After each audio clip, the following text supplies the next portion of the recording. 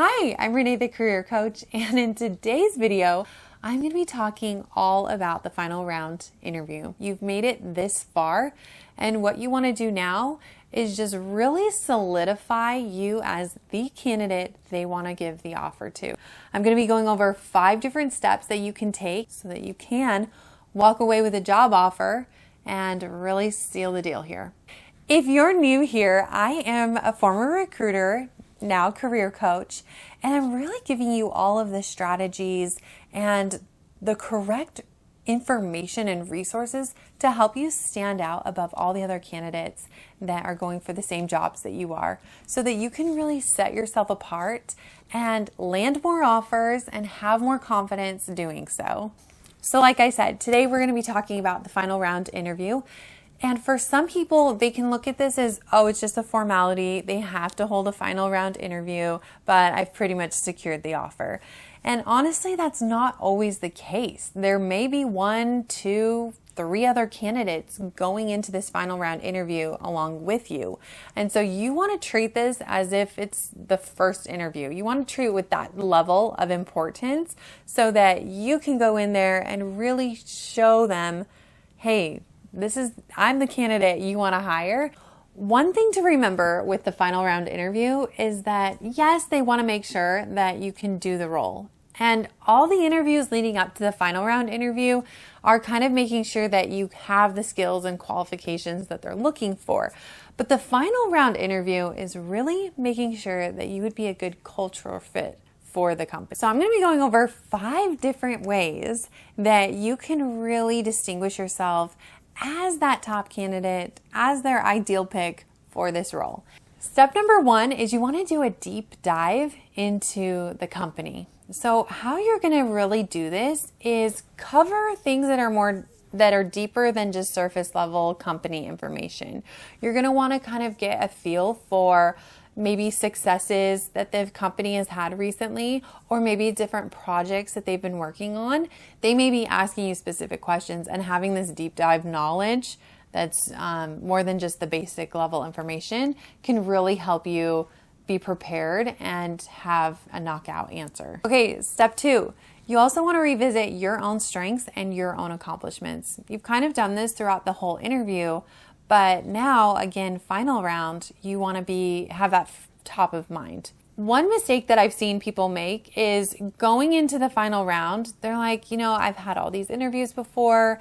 We've talked about so much my resume and my background and my history, so I just need to give surface level. I don't have to do a deep dive. Or, they can just look at the notes from past interviews to kind of get a gist of what I've accomplished. Where really you want to treat this as if they've never seen notes, this is the first interview, and give them all that thorough information again.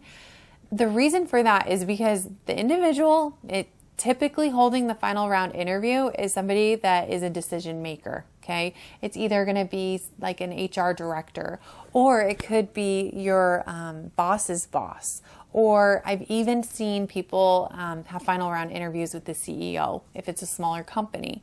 So again, top decision makers, and you want to give them the selling points as to why you're the best fit. So have this top of mind for yourself. One key point here is to make sure that going into this interview, you prepare specific answers that really would show that you have the value that they're looking for in this role, that you would be able to highly contribute to the company and to the team, and be able to articulate this really well through different stories or different experiences that you've had. So just come prepared with those key points. Step number 3 is to anticipate tough questions.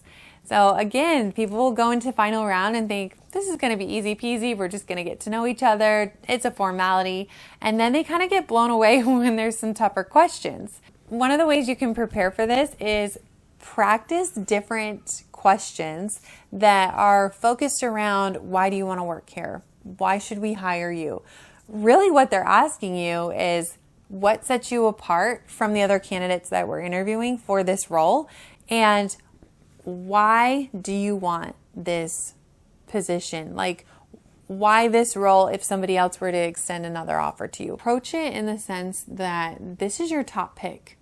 This company you would love to work for, and really portray that in your answers, that you've been very intentional about the roles that you have applied to and the interviews that you've accepted because you want to move your career in a specific direction. And this company, you definitely see yourself with long term, or you see the potential for career growth within this company. Things along those lines really turn heads in a good way within the interview process, that, oh, this candidate is serious. This is not just another job. And so if you're approached with questions of why do you want to work here, have that as kind of a selling point as to this is not just another job. Step number 4, and this is probably one of my favorites, is you've got to have the enthusiasm. And I feel like that ties in to the last little tip as well. But you want to show them that you are excited about this role. I can't tell you how many interviews I've been in where I'm talking to somebody either over the phone or across the table, and it just seems like there's a lack of interest there, or a lack of enthusiasm. And I'm like, do you really want this job, or are you just taking this interview because you're just desperate for a job? And I get that yes, you want a job, you want income, that's important, right? But also, they want to hire somebody that's going to be excited about coming to work, that's going to enjoy what they're doing.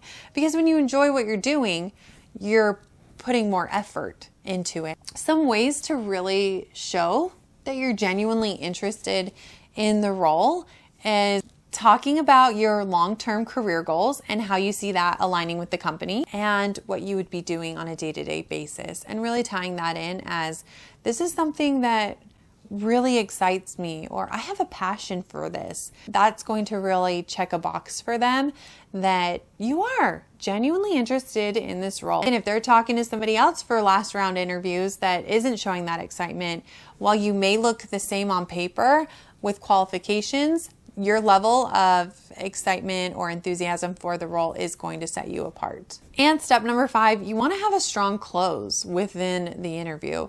One of the best ways to do this is to come forth with really good questions, because there is going to be that open time for, what questions do you have? That comes up in every interview.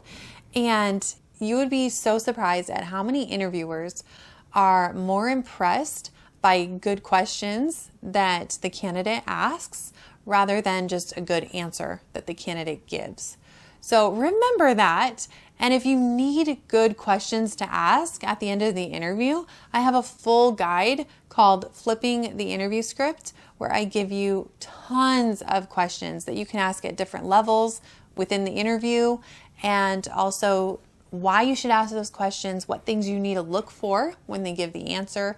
And this not only sets you apart as a good candidate asking great questions that are insightful, but it also allows you to take in a lot of great information about the role, about if it would be a good fit, and that's great for any stage of the interview. So I'll have that link down below and you can grab that guide for free. All right, so there are 5 tips that you can really take to enhance your chances of getting the offer after the final round interview.